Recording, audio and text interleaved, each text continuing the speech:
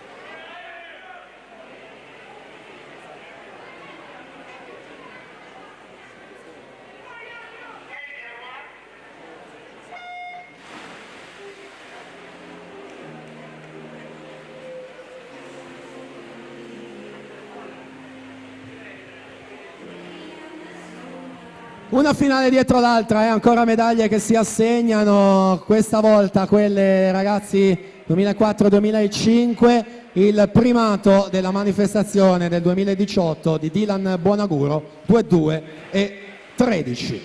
Miglior tempo questa mattina Alessandro Gambatesa, 2-6 e 64. Valerio Salzano 29-47 proprio su Gambatesa ai 50 metri, 29 e 78.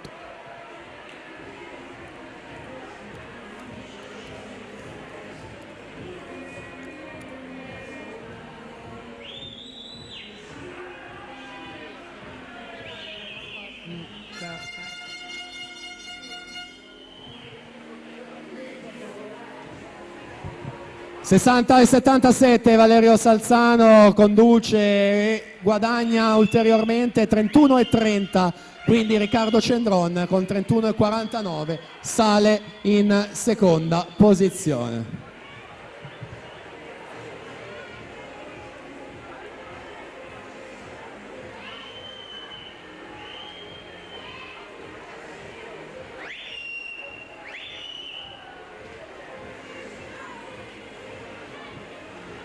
(31 e 24) ancora costante, sempre sul 31 basso l'atleta targato CN Wisp Bologna, cuffia gialla per lui in corsia 5, quindi Gambatesa che si riprende la seconda posizione andando a effettuare il sorpasso. È duello e testa a testa per la seconda posizione tra Gambatesa alla 4 e Cendron in corsia numero 3, mentre là davanti la vittoria va a Valerio Salzano, 2-3 e 26.